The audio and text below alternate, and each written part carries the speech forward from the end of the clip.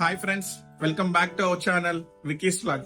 ఈ రోజు another interesting వీడియోతో మీ ముందుకు వచ్చాను. అదేంటంటే మా అమ్మమ్మతో చేపల పులుసు చేపిస్తున్నాను.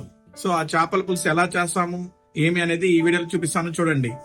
మొదటగా మనకి చేపల పులుసుకి కావాల్సింది చింతపండు రసం అనేది చాలా ముఖ్యం. కాబట్టి ఒక 100 గ్రామ్స్ చింతపండు తీసుకొని దాని నీళ్ళలో బాగా కలిపి ఈ విధంగా రసాన్ని సపరేట్ చేసి రసం తీసుకున్నాం. ఇంకా ఈ రసం పక్కన పెట్టుకొని ఒక 3 నుంచి 4 ఆనియన్స్ కూడా ఈ విధంగా కట్ చేసుకున్నాం. ఈ విధంగా కట్ చేసుకొని పక్కన పెట్టుకోవాలి. తరువాత మనకి వెల్లుల్లి కూడా కావాలి, అంటే తెల్లగడ్డలు ఒక తెల్లగడ్డ వలిసి నీట్గా పెట్టుకున్నాం.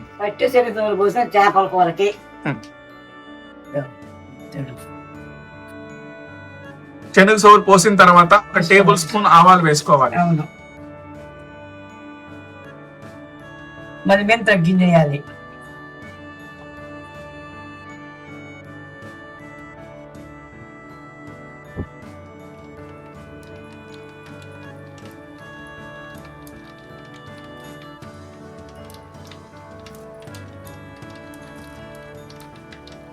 ఇక ఆవాలు చిట్టపడలాడుతున్నప్పుడే కరివేపాకు కూడా దాంట్లో వేసుకోవాలి. పచ్చి కరివేపాకు నీట్గా కడుక్కొని దాంట్లో కొంచెం వేసుకోవాలి. ఈ కరివేపాకు వేస్తే చేపల పులుసు రుచి ఎక్కువగా ఉంటుంది. ఆ వెంటనే మనము తరుక్కున్న ఎర్రగడ్డలను కూడా వేసి బాగా కలపాలన్నమాట.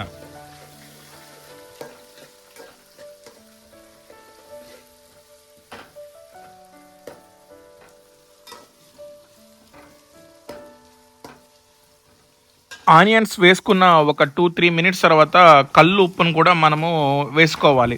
ఈ కల్లు ఉప్పు మీ రుచికి సరిపడా వేసుకోవాలి. ఈ స్టేజ్లోనే కల్లు ఉప్పు వేసుకుంటే కూర బాగా రుచిగా ఉంటుందని మా అమ్మమ్మ చెప్పింది. ఈ వీడియోలో చూపించినట్టుగా ఆనియన్స్ అనేది బాగా ఫ్రై అవ్వాలి.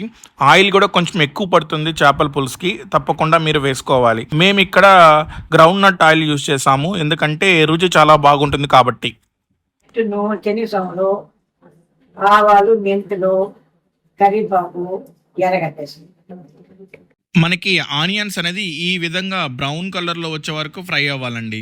ఈ విధంగా ఫ్రై అయిన తర్వాత వెంటనే మనము ముందుగానే తరిగి పెట్టుకున్నాం కదా టమోటాలని, వాటిని కూడా ఇందులో వేసేసి బాగా ఫ్రై చేసుకోవాలి. బాగా కలిపిన తర్వాత ఆ టమోటా కూడా కొంచెం వాడుతుంది. వాడిన వెంటనే నెక్స్ట్ పసుపు వేసుకోవాలి. ఆ ప్రాసెస్ కూడా మేము ఇప్పుడు మీకు చూపిస్తాం, చూడండి.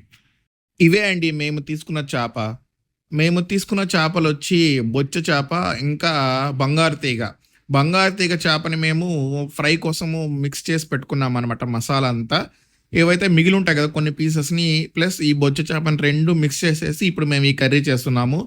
ఆల్మోస్ట్ ఈ చేపల వెయిట్ వచ్చి 2 kgs వరకు ఉంటుందండి. ఈ విధంగా బాగా కడిగి ఈ ప్లేట్లోకి తీసుకోవాలి. ఈ విధంగా మనం రెడీ చేసుకున్న వెంటనే అక్కడ మనకి కర్రీ కావాల్సిన కర్రీ కూడా ఉడుకుతుంది కదా, అది పాటికి అది ఇది పాటికి ఇది ప్యారలల్గా చేసుకున్నాము.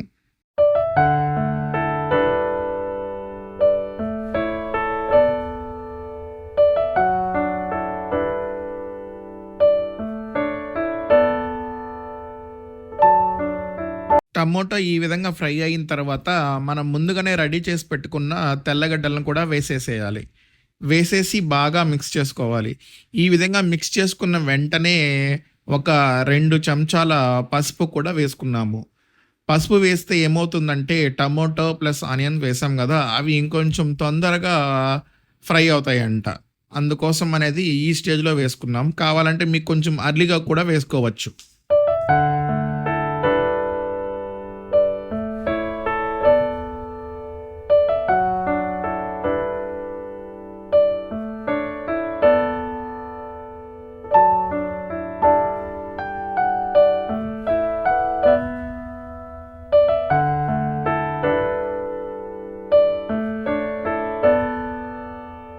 ఇప్పుడు వెంటనే మనము ఒక 5-6 స్పూన్ల కారం వేసుకోవాలి. ఇక్కడ కారం అనేది మీ రుచికి సరిపడంత మీరు వేసుకోవచ్చు. మేమైతే 6 నుంచి 7 స్పూన్లు వేసాము. ఇది ఇంట్లో తయారు చేసుకున్న కారం కాబట్టి అంత కారం ఎక్కువ ఉండదు. ఒకవేళ మీరు కానీ షాప్లోంచి కొన్న ప్యాకెట్లు అయితే కారం అనేది కొంచెం ఎక్కువగా ఉంటుంది. అది మీరు చూసి వేసుకోవాలి. ఇది మీరు ఖచ్చితంగా గుర్తుపెట్టుకోవాలి. ఈ విధంగా వేసిన వెంటనే మళ్ళీ నెక్స్ట్ ప్రాసెస్ ఏమంటే మనం ముందుగానే రెడీ చేసి పెట్టుకున్నాం కదా చింతపండు రసాన్ని కూడా ఇందులో వేసేయాలి. ఈ చింతపండు రసం వేసిన తరువాత ఒకసారి రుచి చూసుకోవాలి.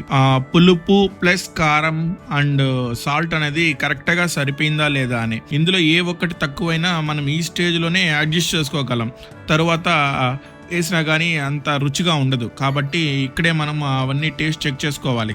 మాకు ఇక్కడ సాల్ట్ అనేది కొంచెం తగ్గినట్టు అనిపించింది, అందుకనే కొంచెం ఉప్పు వేసి కలుపుకున్నాము. వేసిన తర్వాత సాల్ట్ కరెక్ట్గా సరిపోయింది అనమాట. ఈ విధంగా మీరు కూడా చూసి అడ్జస్ట్ చేసుకోవాలి.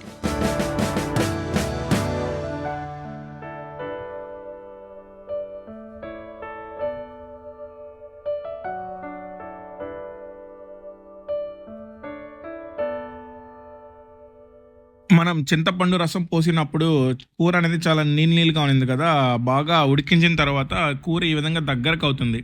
అప్పుడు ఒకసారి రుచి చెక్ చేసుకోవాలి. కూర ఈ విధంగా అయినప్పుడు మాత్రమే ఆ చేపలని ఇందులో వేయాలి. నీళ్ళగా ఉన్నప్పుడు వేస్తే ఏమవుతుందంటే చేపలోంచి కూడా నీళ్లు వస్తాయంట, అప్పుడు రుచి అనేది సరిగా ఉండదు. ఇది చాలా ఇంపార్టెంట్. ఈ విధంగా ఎప్పుడైతే కన్సిస్టెన్సీ వస్తుందో అప్పుడే చేప రుచి కూడా చాలా బాగుంటుంది. ఇది మర్చిపోవద్దండి. ఇప్పుడు మొత్తం మేము కడిగి పెట్టుకున్న చేపలన్నీ ఇందులో వేసేసాము. ఇక్కడ మనకి సింపుల్ గుర్తు ఏమంటే ఆయిల్ అనేది కర్రీ పైన లేయర్ లాగా ఫామ్ అవ్వాలి. ప్లస్ ఇంకోటి ఏంటంటే కర్రీ కన్సిస్టెన్సీ అనేది చాలా థిక్గా ఉండాలి. ఈ విధంగా ఉంటే మనకి ఆల్మోస్ట్ టేస్ట్ అనేది అద్దరిపోతుంది, ఇంకా దాంట్లో తిరిగే ఉండదు అనమాట. ఇది గుర్తుపెట్టుకోండి.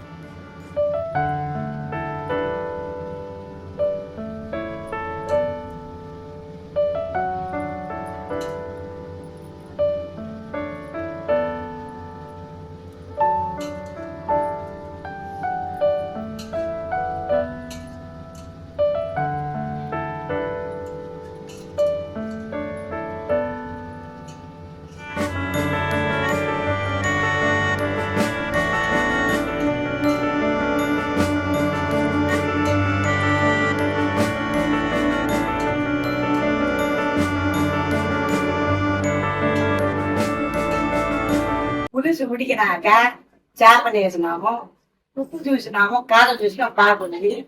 10 నిమిషాలు దాది బాగా కూడా దించేసినామంటే సరిపోతుంది అక్కడికి చేపల పులుసు.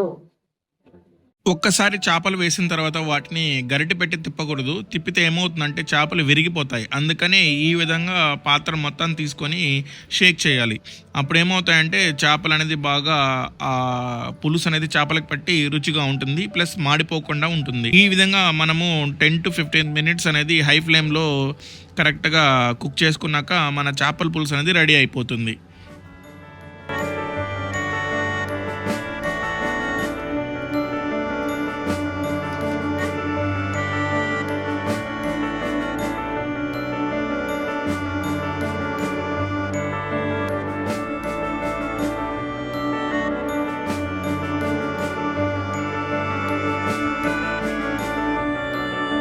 నేను మీకు ముందుగానే చెప్పాను కదా, మేము తీసుకున్న చేప వచ్చి బంగారు తీగ చేప అని. ఆ చేపకి ఇటువంటి జొన అనేది ఉంటుంది. ఈ జొన కోసమే ఎక్కువగా బంగారు తీగ చేపను కొంటూ ఉంటారు. ఈ జొన్నను కూడా మనం ఇప్పుడు ఆ కర్రీలో వేసేయాలన్నమాట. ఇది వచ్చి లాస్ట్ స్టేజ్లో వేయాలి. ఇంకొక జస్ట్ ఒక 5 minutesలో ఆపేస్తాం అనంగా ఆ స్టేజ్లో మేమైతే వేసాము. మీరు కూడా అదే స్టేజ్లో వేసుకోండి. ఎందుకంటే నేను కర్రీ తిన్నాను కదా, చాలా టేస్టీగా ఉన్నది అనమాట ఈ కర్రీ. అందుకోసమే నేను మీకు ఈ స్టేజ్లో వేయమని చెప్తూ ఉన్నాను. మా అమ్మమ్మ కూడా అదే స్టేజ్లో వేసింది.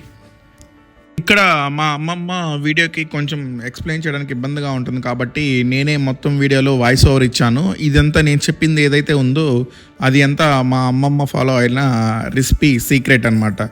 మీరు కూడా ఈ రెసిపీ సీక్రెట్ని ఫాలో అవ్వండి. టేస్ట్ మాత్రం నెక్స్ట్ లెవెల్లో ఉంటుంది, దాంట్లో అయితే డౌటే లేదు. ఒకవేళ మీకు నెల్లూరు చేపల పులుసు కావాలనుకుంటే ఇప్పుడైతే మేమైతే ఫాలో అయ్యామో సేమ్ టెక్నిక్ నెల్లూరు చేపల పులుసు కూడా ఉంటుంది. మనం ఇక్కడ జొన్న వేసాం కదా, ఆ స్టేజ్లో మనం మామిడికాయలు వేస్తాం అనమాట. మనం ఎప్పుడైతే నెల్లూరు చేపల పులుసు చేస్తాం అనుకున్నప్పుడు మామిడికాయ కూడా కొంచెం పులుపు ఉంటుంది కాబట్టి ఈ చింతపండు అనేది క్వాంటిటీ కొంచెం తగ్గించుకోవాలి మీరు. అప్పుడే కర్రీ అనేది ఏదైతే ఉందో అది పుల్లగా ఉండదు, లేకపోతే పులుపు ఎక్కువగా ఉంటుంది కర్రీ. ఇది మీరు గమనించాలి.